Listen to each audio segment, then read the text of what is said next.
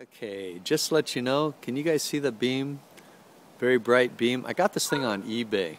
I know, eBay at Walmart, right? But check this thing out. It goes super wide. Okay, this is Very that bright. headlight. It's really cool. It has 3 different modes. It has a high beam, a low beam, and a strobe. And it also has an incredible zoom. And it takes, I think, 3 AA batteries or 2, I forget.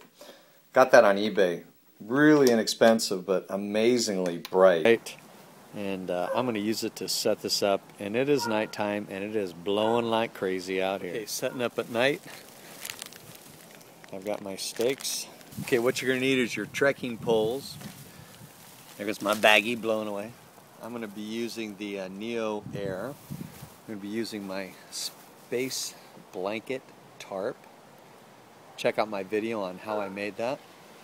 And we're going to go for it and see how this thing works. It's supposed to be really, really crazy windy tonight, so this is going to be a really great time. Okay. I recommend that you guys use the elastic. Okay, I want to show you guys something I'm doing here where I actually use the trekking pole and I clip it to the S-beaner. Can you see that? And I make it a little bit higher, and I actually create a little bit of tension on my elastic. Now what I've done here, I have the stake going in the ground. I wrapped it 1, 2, 3 times around, and I just did a simple half hitch, and then I shove it all the way into the ground. This is the forward line leading to the trekking pole.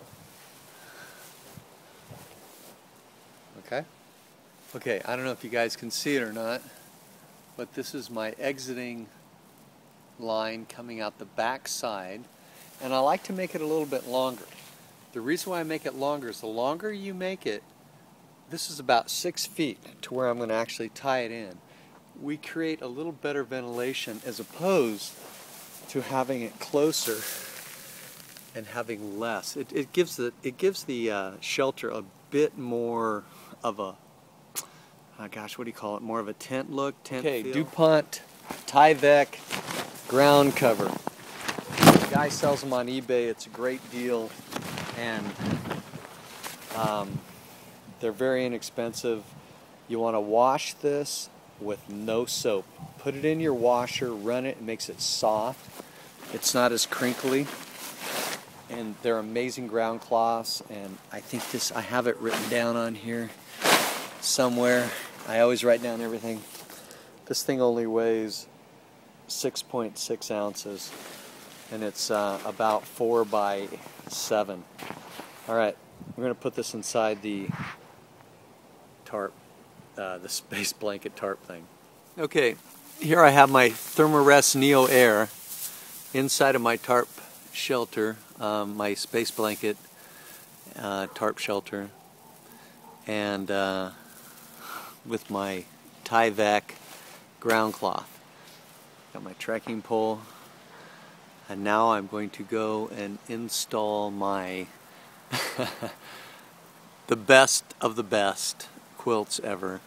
Brandon at War Bonnet did a great job. From War Bonnet. This is a 0-degree one. It is incredibly warm. I probably don't even need this much tonight because it's pretty toasty out here actually tonight. But that's what I use. The things you're going to want to do is adjust these stakes to create a little more tension. You guys probably can't see that very good. But you want this thing to have some pretty tight ridges. Okay, when you're sleeping in a quilt, you're going to want to create a sheet. By that, I mean, for example, I have here some military polypropylene. Those are bottoms. You can pick them up at any Army, Navy surplus place. They're amazing. Or you can go with these microfleece. I love this thing. It's just amazingly warm. You want to wear something between you and your mattress. Here you can see I call it a ninja hood, and then maybe a hat. And that's what you want to actually sleep in, so that your body is not resting up against the Thermarest Neo Air just skin to skin, because you'll sweat and it'll be uncomfortable. but this will give you a little bit of insulation between the two. Okay, this is basically what you're going to sleep in. Don't laugh. You can see I've got the hood. I can pull that up and just be totally toasty, or open it up, or if I want to even do something like this. I'm doing this one-handed. How am I doing? You know, it really doesn't matter. And then, of course, it's really nice to have something like this. If you get overly warm, you can zip it up, get some air, zip it back up all around you. And of course, if you just want to go generic, and there's nothing wrong with these things. These things are toasty warm, and don't forget socks. Socks are important.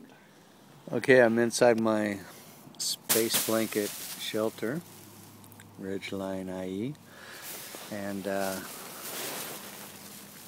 got my quilt, very toasty, all tucked. Okay, something else to take into consideration is having your valve near your head. You can see right here, you just release it if you need to, if you got too much air in it. Adjusting your valve. Make sure you have that up by your head. Okay, last night was a really toasty night. I was more than warm. It was not very cold out. It was probably about 40. It wasn't bad. The wind was blowing a lot. The shelter held up amazingly well.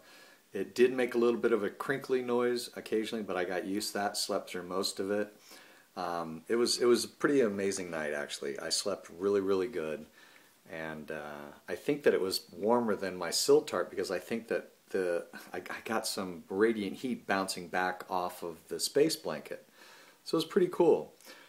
Check out my video on how I make the space blanket. It did not move whatsoever. There was no tears. I actually tripped over the forward anchor line once in the middle of the night, and it was fine. There was no problem. So it's a pretty sturdy little shelter, and it weighs 8 ounces. That's with everything. So it's pretty cool. All right, hope you like it. Rate it, comment on it. Thanks.